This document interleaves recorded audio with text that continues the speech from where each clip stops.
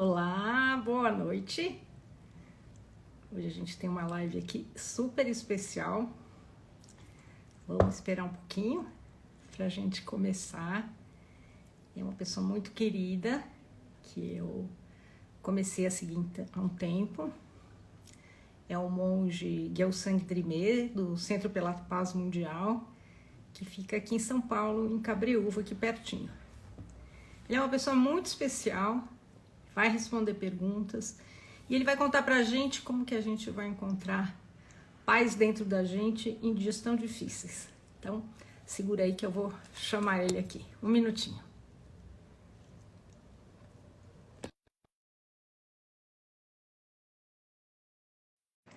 Deve estar chegando aí. Mandem perguntas, porque ele é muito, muito especial. Olá, Olá, Carla. Tudo bem? boa noite.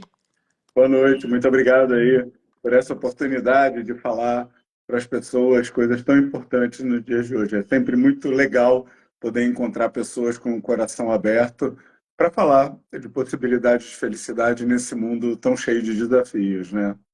Estava aqui contando para quem já entrou que você, meu mestre, uma pessoa muito querida, não sei se a gente fala mestre, que é muito legal as coisas que você fala, que é o jeito da gente encontrar paz dentro da gente num mundo tão caótico, mas ninguém melhor para se apresentar do que você mesmo, né? Com a palavra. Então, E olha, muito obrigada que você aceitou, viu? que Tá aqui com a gente. bom. Esse e todos os convites sempre que for para falar de paz, estamos aí, né?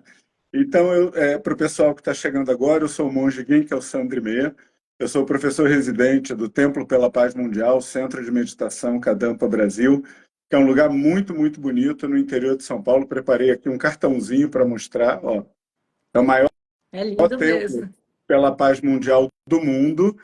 E uma coisa para instruir, principalmente quem está participando agora, que sim, o budismo Kadampa é uma tradição religiosa, nós somos uma religião, eu sou um religioso, mas diferente de como as pessoas enxergam a religião, o nosso objetivo principal é compartilhar com as pessoas reflexões de paz, baseados nos ensinamentos, mas muito mais nesse encontro da perspectiva filosófica e necessariamente associada à meditação. Então, na realidade, tudo que a gente vai falar aqui interessa para todo mundo, porque todo mundo quer ter paz, todo mundo quer ter uma mente mais forte, ter mais condição de encarar e achar boas soluções nesses tempos tão desafiadores. Então, basicamente, o que nós vamos encontrar nessa conversa e sempre que vocês forem lá, aos finais de semana, independentemente de opção religiosa, são reflexões de paz associadas à meditação. E aí você sempre vai sair com uma vivência bacana e uma ideia positiva para a sua vida, eu espero.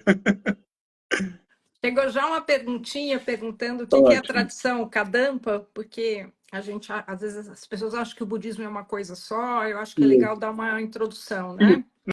Na realidade, são várias as tradições budistas. O budismo é uma grande denominação como o cristianismo. Então, assim como você tem as várias denominações cristãs, você tem as várias tradições budistas.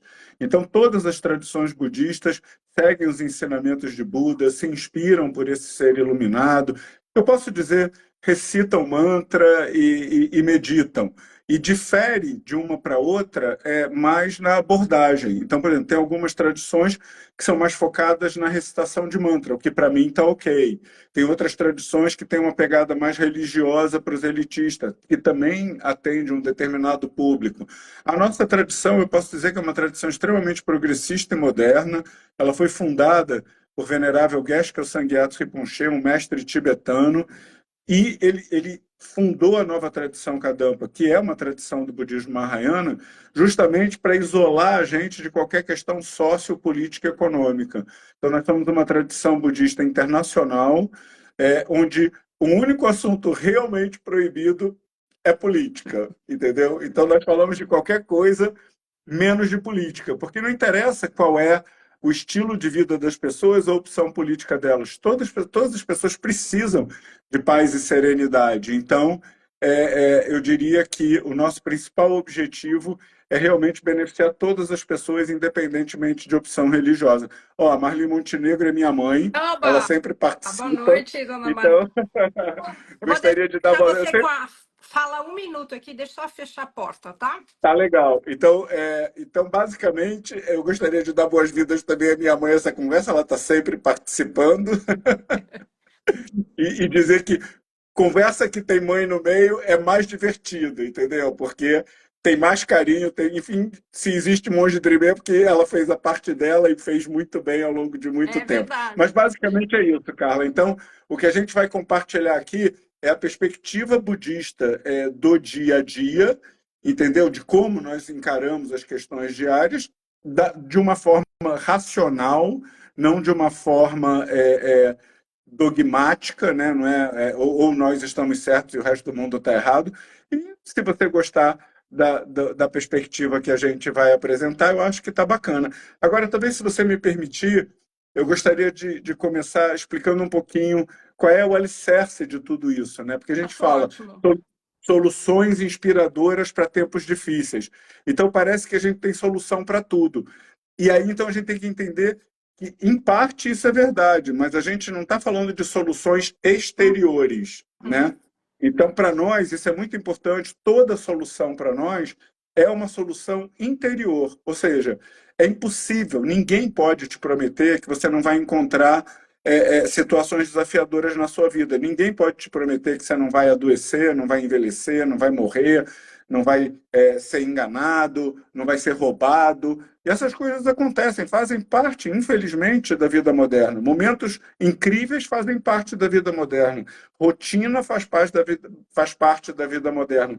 E essas situações complicadas do dia a dia também fazem parte. Então, não adianta. Para isso, não existe uma solução mágica para dizer como isso não vai acontecer. As soluções que nós trazemos como, em entendendo que essas situações fazem parte da vida, eu lido com elas de uma forma serena e construtiva, fazendo as perguntas adequadas, prestando atenção, que a gente chama atenção apropriada, ao contrário da atenção imprópria que normalmente a gente presta. Então, na realidade, é isso. Eu acho que a pegada da tradição Kadampa, concluindo aquela pergunta que foi feita, é justamente trazer essa perspectiva filosófica budista, necessariamente associada à meditação, para nos ajudar a ter essa perspectiva que nos viabiliza, ou nos capacita, melhor dizendo, a solucionar nossos problemas humanos interiormente da melhor maneira possível. Eu acho que uma coisa que você não precisa nem ser religioso, nem fanático para concordar quando a gente está em paz, quando a gente está sereno, quando a gente está com uma atitude construtiva, nós achamos melhores soluções muito mais rapidamente. Muito dos nossos problemas são perpetuados justamente pela nossa falta de equilíbrio, pela nossa falta de paz, pela nossa falta de uma perspectiva positiva interior.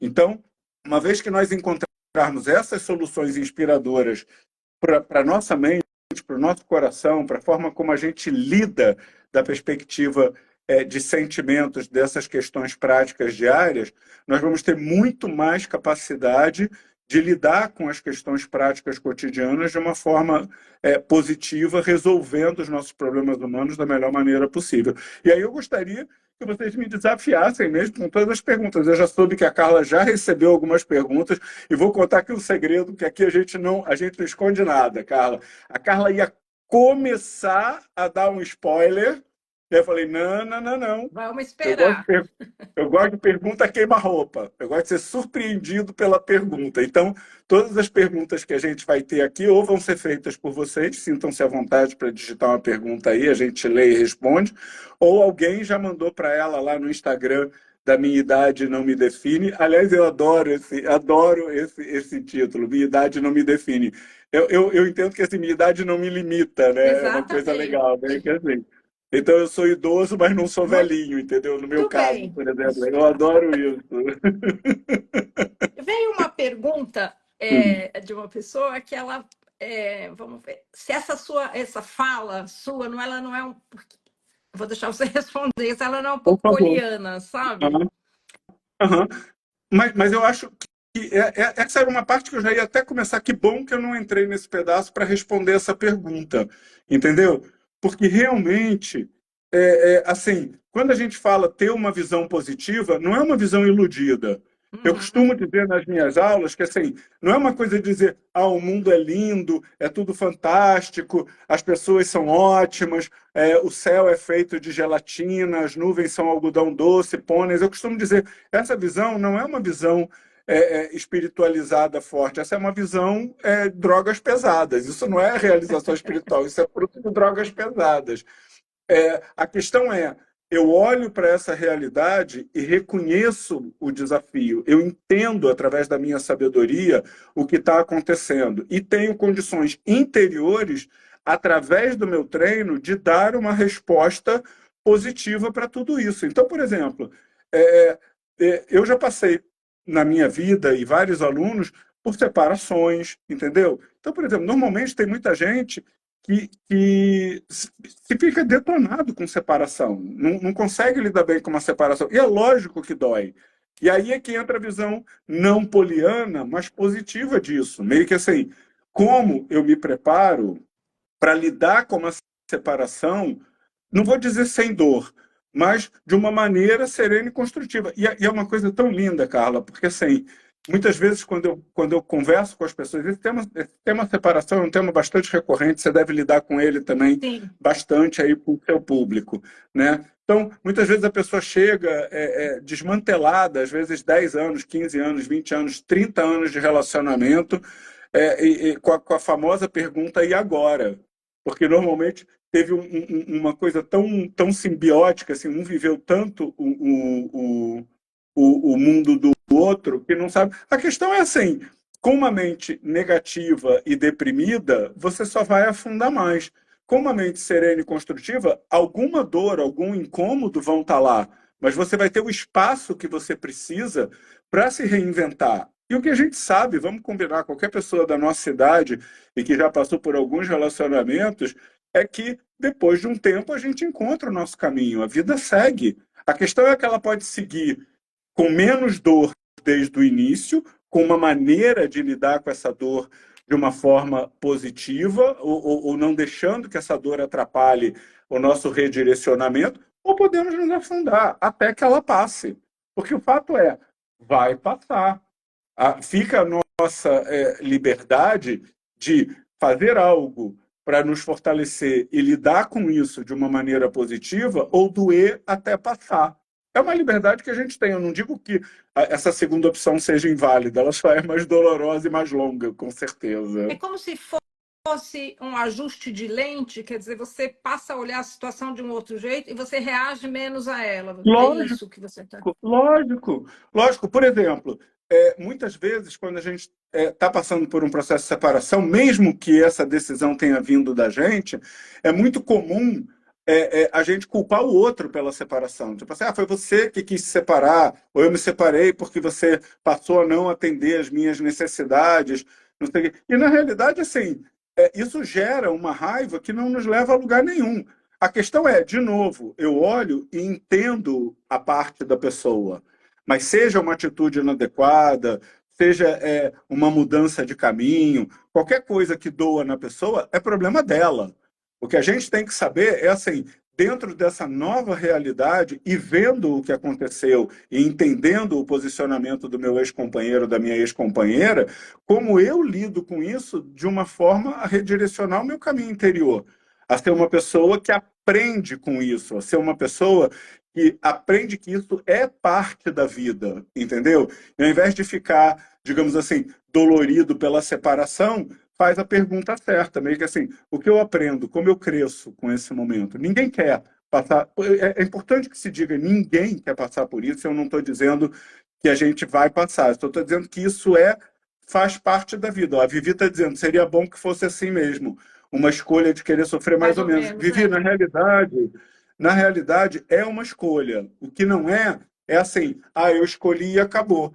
Seria meio que assim, eu escolhi correr uma maratona e agora eu estou correndo. Não. Você escolhe correr uma maratona, mas a escolha da corrida da maratona faz com que você treine. Então você escolhe ser uma pessoa que aprende com os desafios da vida, mas essa escolha está associada a um aprendizado. a um estudo, a uma contemplação, a meditação. E aí, com o tempo, eu consigo sim passar a lidar com as situações. Não é nada diferente, por exemplo, de profissão. Qualquer pessoa que começa, por exemplo, na área médica, eu não sou médico, mas eu tenho vários amigos que são, que é aquela clássica, né, nas aulas, quando começa a dissecar cadáveres, que um vomita, outro desmaia, né? Então, se você não conseguir usar esse momento do primeiro contato de dissecar cadáveres de uma forma um pouco positiva, você nunca vai passar da segunda aula. Por outro lado, você não desenvolve uma frieza, mas você desenvolve uma familiaridade de lidar com essa aparência, muitas vezes desafiadora e nojenta para algumas pessoas, como parte da sua nova rotina. E aí, a hora que você olha um cadáver, você continua achando um cadáver algo desagradável de ver, mas agora você sabe o que você faz com ele. Você não desmaia mais, você não vomita mais. Mas isso é um treino, é uma familiaridade.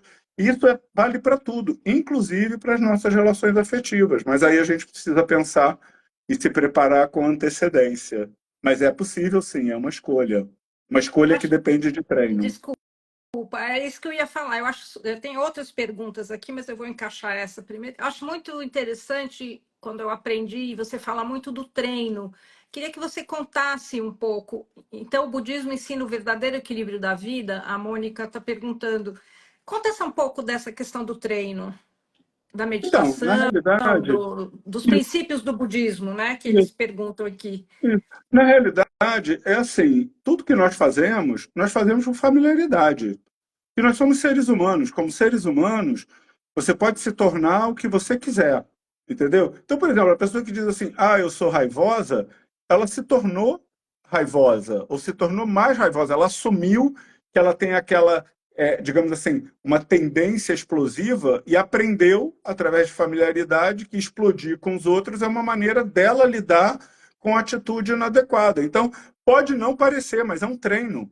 A gente aprende a explodir com os outros, aprende a desejar mal para os outros, aprende a bloquear as pessoas que se comportam como a gente não quer ou não gosta, entendeu? Então, a vida é um treino. A questão é que hoje nós achamos que esse treino está ligado a uma situação errática na dependência das condições exteriores. E o que eu estou dizendo para vocês, que são as soluções inspiradoras, é que não precisa ser assim. Então, por exemplo, se eu quero lidar com situações desafiadoras de uma perspectiva serena e construtiva, então eu começo a entender como a minha raiva funciona. Por exemplo, quais as falhas de pensar, falar e agir com raiva? Qual o processo que a raiva passa, o passo a passo da raiva no meu coração até que ela se manifeste?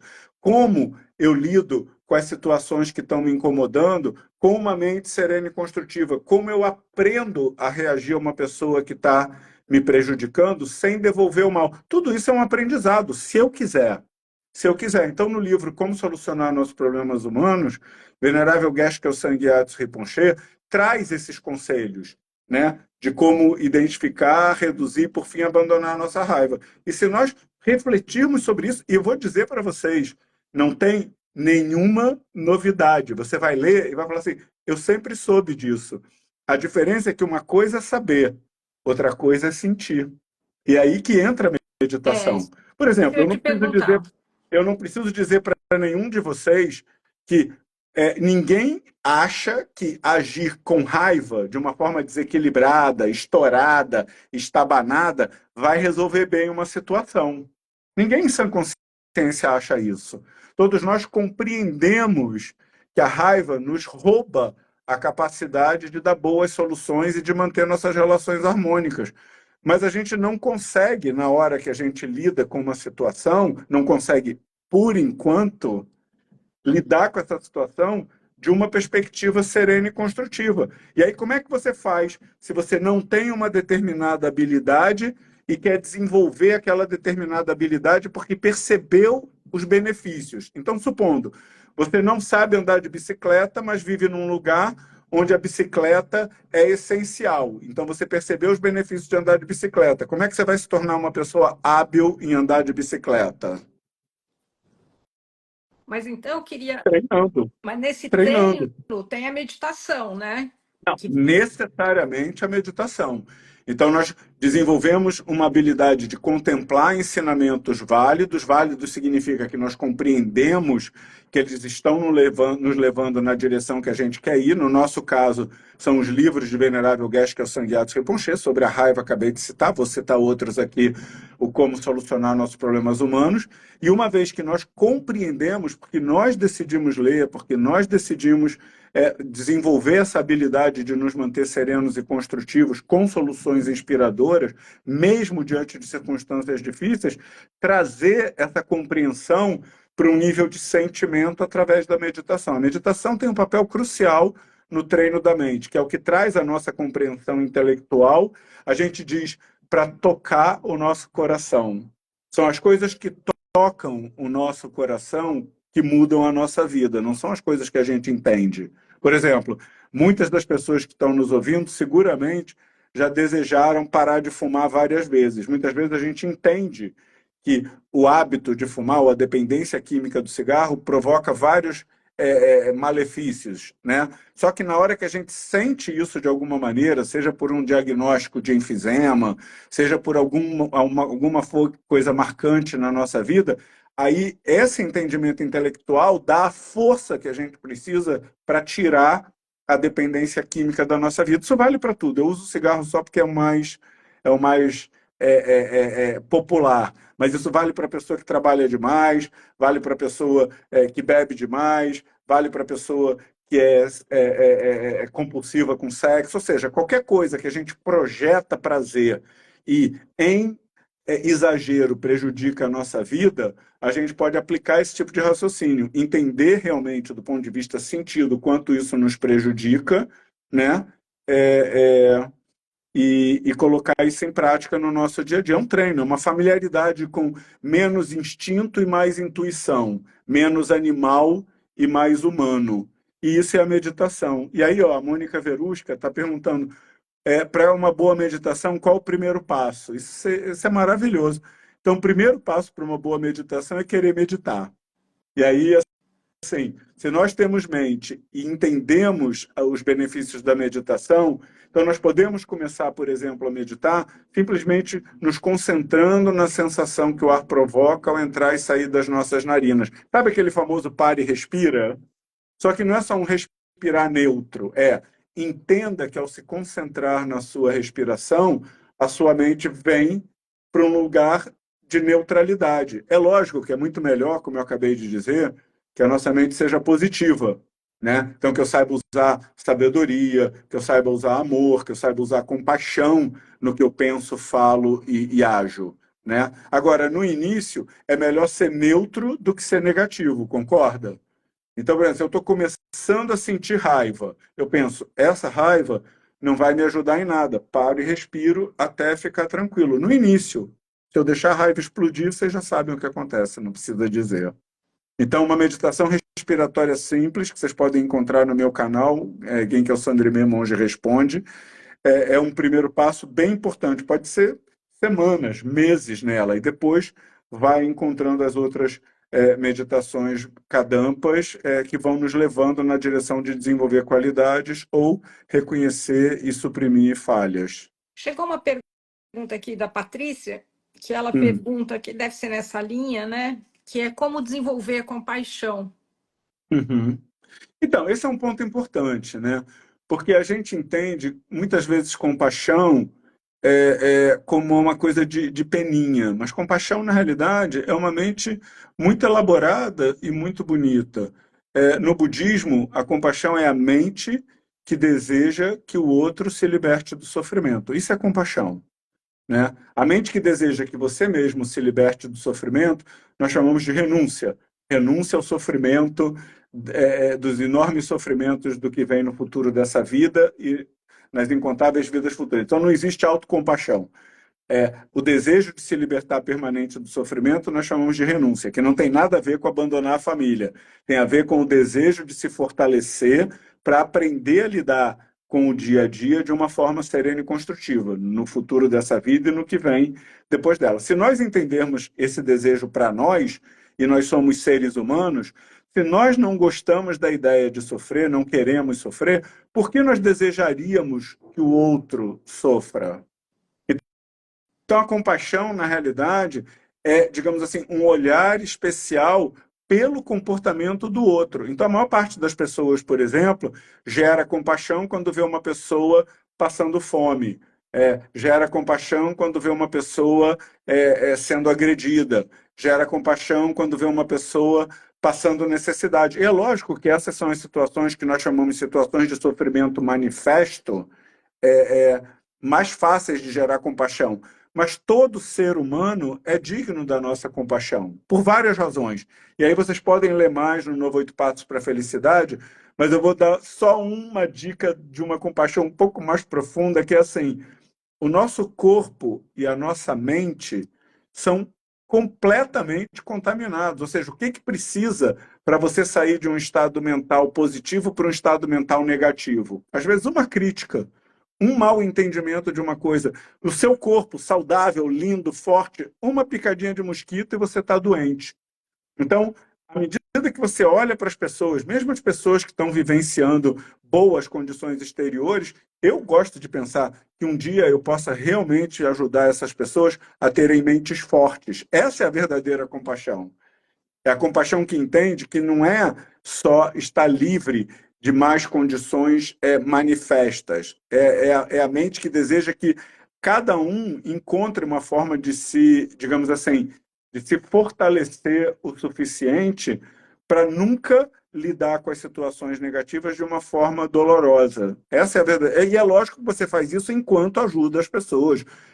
Resolve problemas de quem precisa de remédio, de quem precisa de cuidados. Tudo isso ainda está valendo, não é uma coisa que é uma coisa ou outra. Mas eu digo, normalmente, nós sentimos compaixão pelas pessoas que, que sofrem. E, na realidade, dessa perspectiva, pelo fato de termos mentes instáveis e corpos frágeis, todos nós somos sofredores em potencial. Que maravilha seria se a gente pudesse ensinar as pessoas a perceber essa fragilidade sem se doer, fortalecendo a mente e passando por aquilo que todos nós vamos passar de uma forma serena e construtiva. E uma outra coisa que exige um pouquinho mais de elaboração também, mas eu gostaria de dizer, por exemplo, quando você vê uma pessoa agredindo e uma pessoa sendo agredida, Ia te normalmente por quem perguntar você sente compaixão? do Né? agredido, Por quem né? está sendo agredido. Só que quem está agredindo está criando causas de sofrimento. Então, na realidade, a compaixão deveria ser pelos dois, porque em quem está vivenciando o resultado de suas ações não virtuosas do passado, ou seja, está sendo agredido, e por quem está criando causas de sofrimento. E não precisa ser budista, religioso, místico, nada disso. Pensa assim, quando uma ação positiva vai dar um resultado negativo? Nunca. Quando uma ação negativa, uma agressão, um maltrato, um roubo, vai dar um resultado positivo? Nunca. Mais cedo ou mais tarde, os resultados dessa ação. Então, eu, por exemplo, sempre que eu rezo, sempre que eu tomo uma providência pelos dois. Eu acho que essa é a melhor maneira, a maneira mais saudável. Por exemplo, aqui a gente tem que tomar um pouco de cuidado. Eu vou dar uma resposta um pouco meio. Não, eu não estou dizendo que não devam ser tomadas atitudes legais cabíveis, não é isso que eu estou dizendo. Então, por exemplo, uma pessoa forte bateu numa pessoa fraca, qualquer que seja o contexto, e isso é uma atitude ou ilegal ou imoral, essa pessoa tem que ser punida, mas não porque ela merece, porque existe uma convenção social que foi infringida. Então, agora você não precisa fazer isso por raiva, você faz isso inclusive para impedir ou coibir que outras pessoas incorram no mesmo tipo de ação prejudicial e muitas vezes até para impedir que aquela pessoa repita esse tipo de coisa. E aqui, ó, a Patrícia está perguntando, e qual é o karma de maltratar animais? Animais são seres sencientes. Eles têm mentes e corpos diferentes dos nossos, mas eles têm sentimentos como a gente. Eles querem ser felizes como a gente, eles querem se libertar do sofrimento como a gente quer. Então, maltratar animais é maltratar um outro ser vivo. Para nós é igual. É.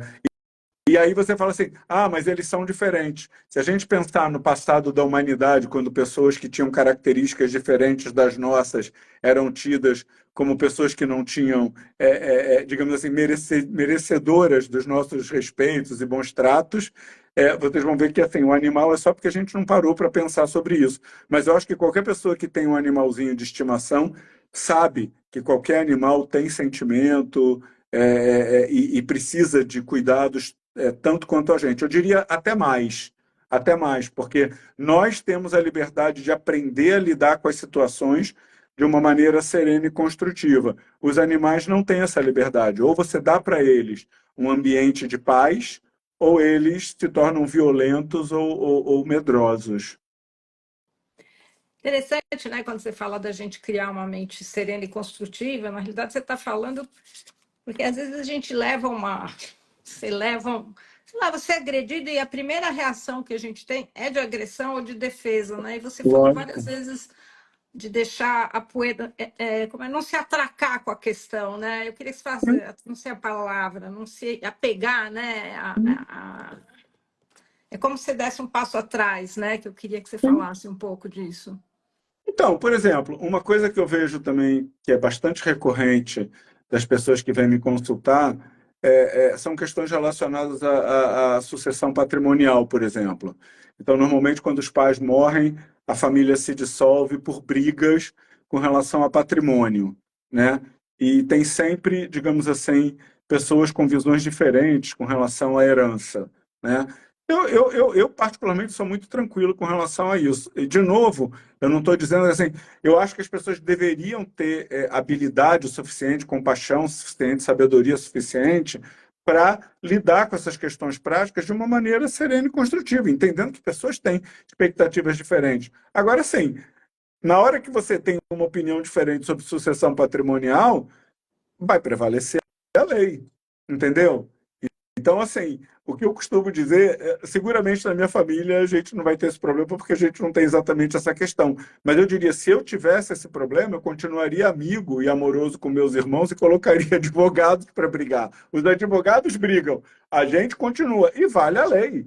Entendeu? E eu vou dizer, isso pode parecer teórico, mas eu já conversei com várias pessoas que optaram por isso e que conseguiram resolver a situação, em vez de levar para o pessoal, entendeu? Simplesmente contratar. Eu não estou dizendo que isso é o ideal, eu acho que no mundo ideal nós deveríamos ter compaixão e sabedoria em todas as nossas relações e chegar a essas conclusões da melhor maneira possível, em família, sem necessariamente envolver uma terceira parte, mas eu acho assim, às vezes é melhor você preservar a relação e envolver uma terceira parte e superar a mágoa do que propriamente levar para o pessoal e arrastar anos daquilo que é realmente seu inimigo, de ressentimento e tudo. Então, assim, a família continua unida, os advogados resolvem. Eu não sei se unida, mas talvez assim, a família continua serena e construtiva, mas não tem barraco, entendeu?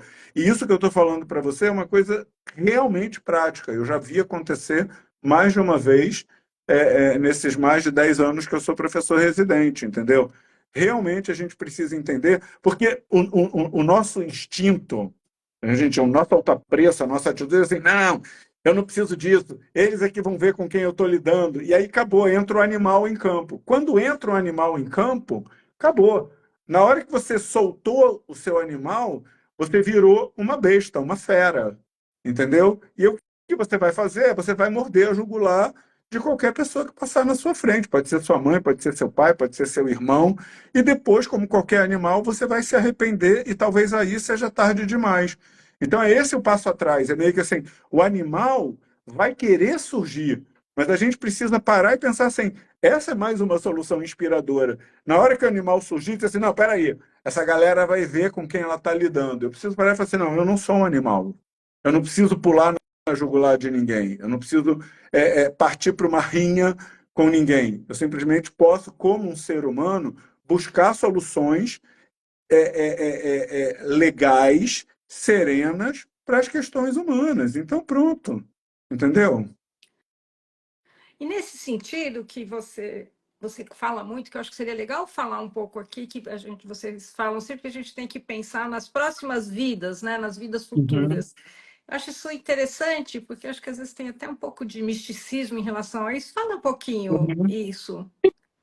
Então, Carla, assim, eu particularmente acho que acreditar em vidas passadas e futuras é um processo um pouco mais longo. A gente tem que entender, talvez, alguma coisa que exigiria um pouco mais de leitura Tá. sobre os níveis da mente. Então, tem a mente densa, tem a mente sutil, tem a mente muito sutil. Então, é essa mente muito sutil, que é uma energia muito difícil de ser detectada, que experiencia o que vem no futuro dessa vida e que traz, digamos assim, a nossa bagagem kármica para o que vem antes.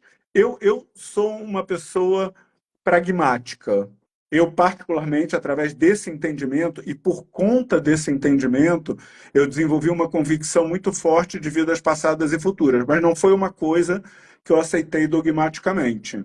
Foi uma coisa que eu realmente precisei meditar muito e entender algo como plausível. Então, se você quer saber, assim, a minha crença sobre vidas passadas e futuras, por conta da compreensão das mentes densas, sutis e muito sutis, e entendendo que as mentes densas do monge Drimé, as mentes sutis do monge Drimé vão cessar, e é a mente muito sutil que vai seguir propiciando experiência para outros seres que não o monge Drimé, mas que usam esse que a gente chama do contínuo mental, né?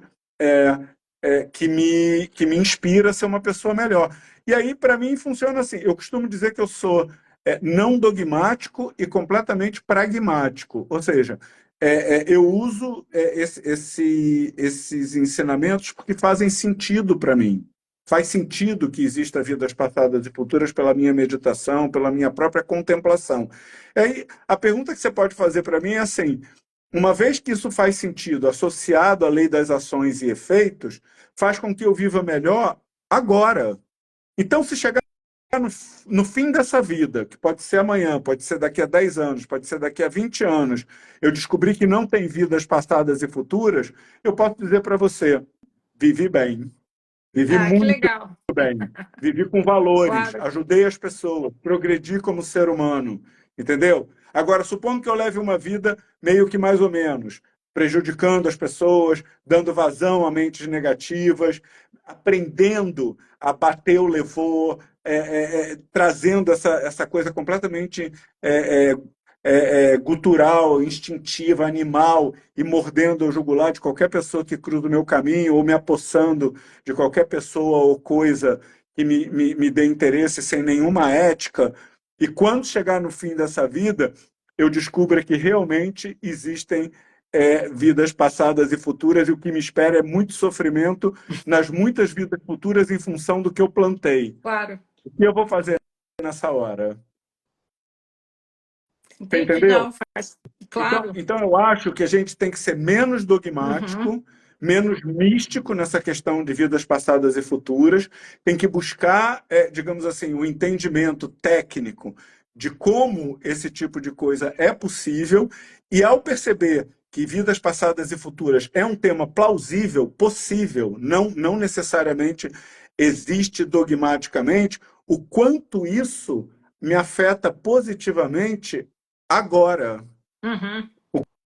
Quanto isso me faz uma pessoa mais capaz de trilhar um caminho melhor para mim e para os que me cercam daqui para frente. E ponto. E aí é viver feliz, cara. Ou você fica feliz por ter vivido uma boa vida, ou se tiver vidas futuras, você simplesmente pavimentou felicidade para você e propiciou, principalmente, nós somos Mahayana. A gente está falando da gente, da gente, da gente, parece que a gente está falando da gente, mas não está. Porque só uma pessoa muito equilibrada, muito feliz, muito amorosa, pode beneficiar os outros. Então, Mahayana é um estilo de vida, como o nome diz, grande veículo, Maha, grande, Yana, veículo, grande veículo, uma pessoa que simpatiza com o estilo de vida Mahayana, e nós somos budistas Mahayana, são pessoas que se aprimoram para beneficiar os outros. Então, você não pode dar paz se você não tem paz. Você não pode dar amor se você não tem amor. Você não pode propiciar sabedoria se você não tem sabedoria. Então, sim, um praticante budista Mahayana quer muito, ser muito feliz, muito em paz, muito equilibrado, e só com essa capacidade vai ser possível, digamos assim, beneficiar incontáveis seres. Passaram aqui alguns comentários muito do aqui e agora, disso também que você está falando, de, Hum, uma, de você estar focado no isso, seu agora, você não está nem lá, isso, nem para trás, nem para frente. isso. Muitas tradições budistas dizem isso, você tem que focar no agora, você tem que estar no momento presente. Eu vejo isso com algumas ressalvas, né? Uhum, Eu particularmente acho assim, o momento que você vive é só o agora. E isso ninguém duvida. De novo, você não precisa nem ser religioso, nem ser místico para entender que não existe momento futuro nem momento presente. Assim, momento é o momento, é o agora. Então é importante que a gente esteja focado no agora. Só que veja bem, os hedonistas, eles vivem o agora, e não quer dizer que eles vivam positivamente, uhum, virtuosamente. uhum, Então, para mim, o viver o presente, viver o agora, estar focado no momento atual, ele tem esse componente de visão mais ampla dentro dessa questão que acaba envolvendo passado e futuro, entendeu? Então, por exemplo, eu vivo o agora, mas construindo ações de corpo, fala e mente que me propiciem uma qualidade futura de vida para mim e para os que me cercam. uhum, O momento é agora, eu vivo coisas incríveis agora, mas aprendendo, crescendo, construindo. Porque se eu viver o agora em detrimento do que vem depois, é assim que a gente tem vivido, como animal. Entendeu? Então, o momento é agora, mas com a perspectiva da lei das ações e efeitos, ou lei do karma, ou as consequências das nossas ações no futuro. E, na minha opinião, com relação ao passado, é muito interessante, porque, assim, se a gente dissesse assim, o passado passou, esquece o passado, é quase como desmerecer a história. Entendeu? Então, eu não acho que a gente deva esquecer o passado. Eu acho que a gente precisa abandonar a dor e aprender com o passado. Então, isso foi uma coisa muito libertadora da prática budista para mim. Não é que eu esqueci as coisas que foram feitas ou as coisas que me desafiaram, mas elas pararam de doer. Porque hoje, para cada uma delas, quando eu olho, eu falo assim: aqui doeu, mas eu cresci. Aqui doeu, mas eu me fortaleci. Essa pessoa fez isso de errado comigo porque era o que ela tinha para dar. É impossível você pedir que um pitbull se comporte como um poodle. É impossível você querer que uma jararaca seja um animal de estimação, entendeu? Então, uma pessoa que não tem amor não dá amor. Uma pessoa que não tem sabedoria não dá sabedoria. Uma pessoa que não tem ética não consegue comportar ou dar um bom exemplo de ética. Então, assim, a gente não pode. Por exemplo, a Patrícia está perguntando, a Patrícia está firme aí, como abandonar a dor. Patrícia, treinando, é um hábito, entendeu? A gente olha, por exemplo, vamos supor que a gente teve um amigo no passado, de novo não foi o meu caso, eu sou um cara super afortunado, esse tipo de exemplo eu tenho muita dificuldade de dar porque eu não tive nenhum grande trauma na minha vida, mas supondo que tem um amigo que te roubou US$ 1 milhão, né? O cara realmente assim, puxou sua. Vamos melhorar a coisa. Roubou US$ 1 milhão tipo assim, roubou sua mulher, alguma coisa assim, entendeu? Então você perdeu todo o dinheiro e a mulher da sua vida para esse amigo que te traiu. Normalmente você vai passar o resto da sua vida pensando no quanto esse canalha foi é, desleal a você, tudo que você fez por ele, como ele pode fazer isso com você. Talvez você não fique aqui, mas aqui, sempre que vê a imagem dele, vem a imagem da dor. Entendeu? A questão é, a gente precisa parar de seguir isso que a gente chama de atenção imprópria e passar a fazer a pergunta certa para o passado. Do tipo assim, realmente eu não queria ter sido roubado, realmente eu não queria ter sido traído. Mas e o que eu aprendi com isso? Então, por exemplo, eu posso ter aprendido que bens materiais vêm e vão. Ele me roubou, mas eu podia ter perdido. Eu podia ter feito uma aplicação financeira. Tem pessoas que não são roubadas, elas simplesmente aplicam errado no trabalho ou no mercado financeiro e perdem até mais do que isso. Entendeu?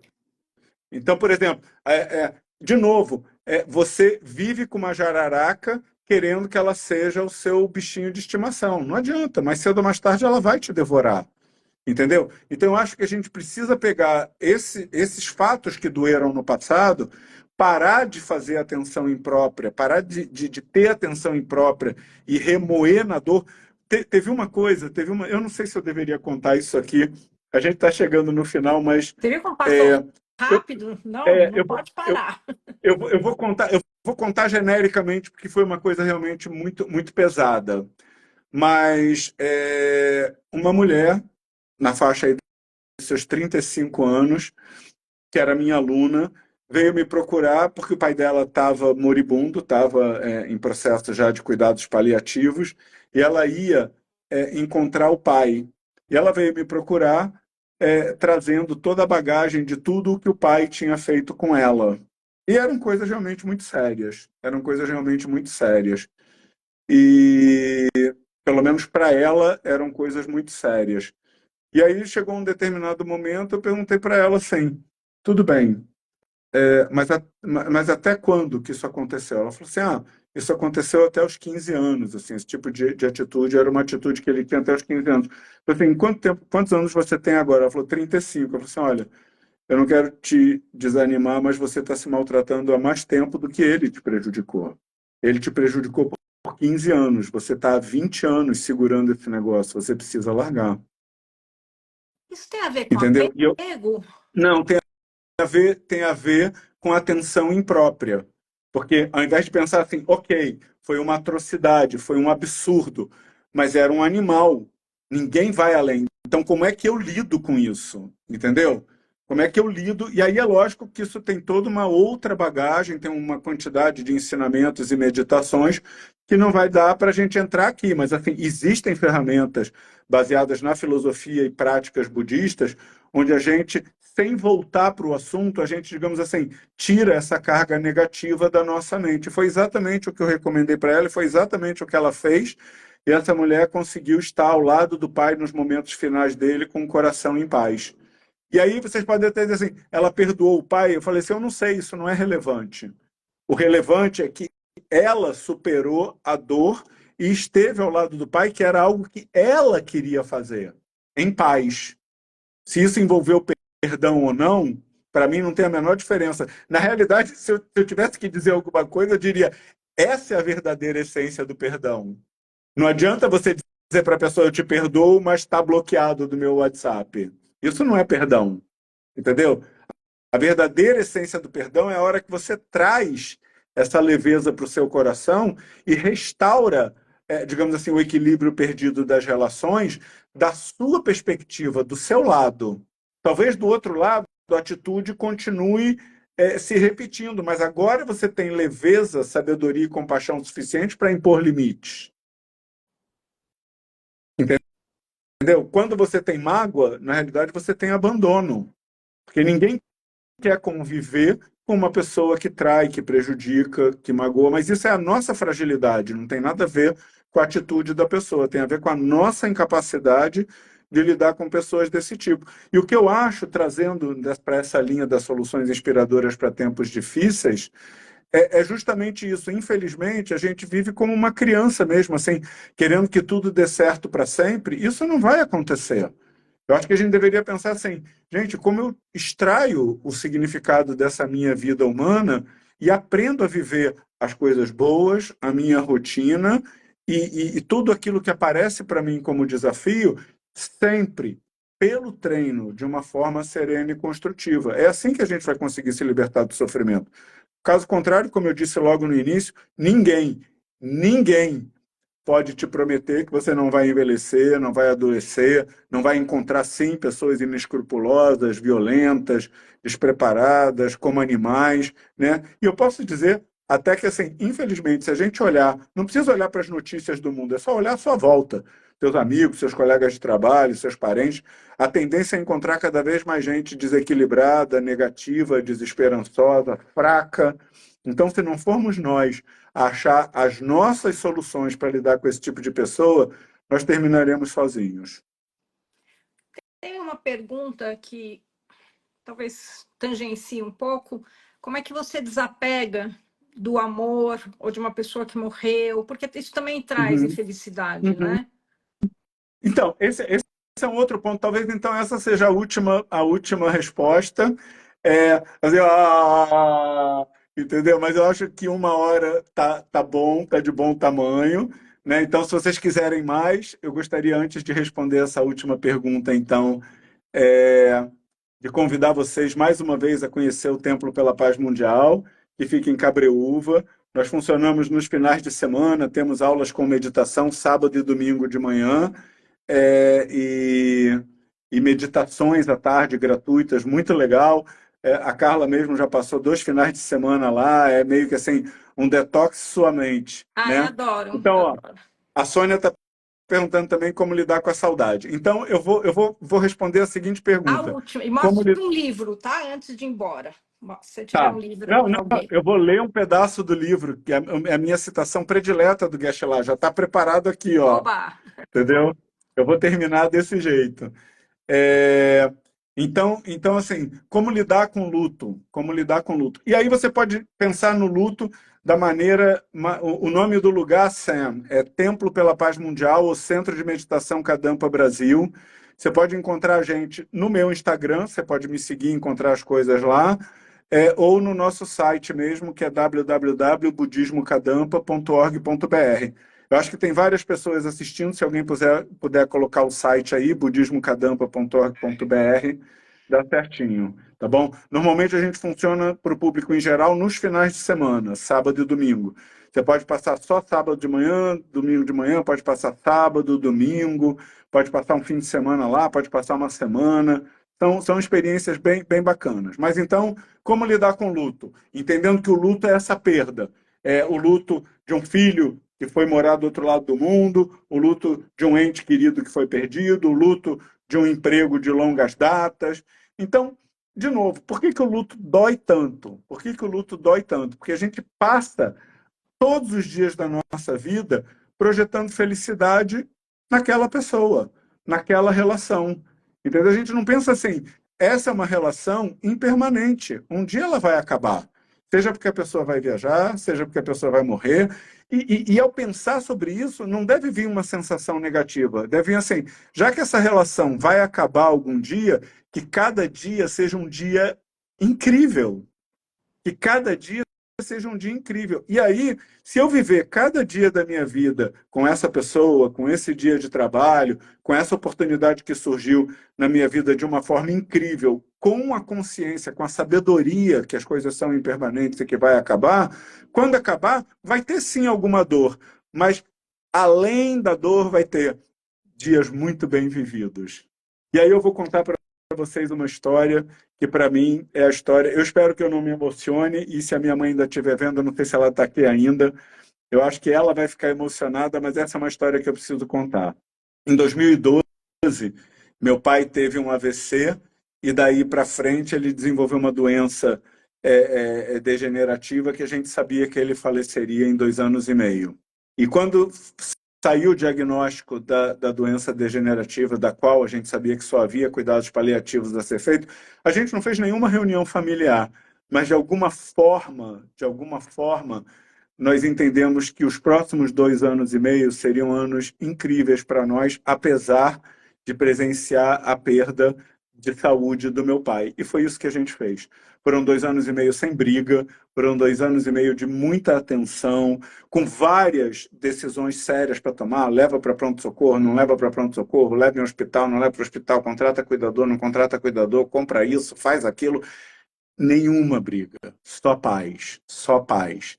E quando meu pai faleceu, o que já era esperado, no tempo certo, a minha mãe está aí ainda, todos nós, obviamente, sentimos muito porque ele foi uma pessoa incrível. Mas o que ficou para nós filhos, para minha mãe que está assistindo, foi realmente a alegria de dias muito bem vividos, especialmente nessa reta final, de ter aproveitado cada dia, cada minuto em paz.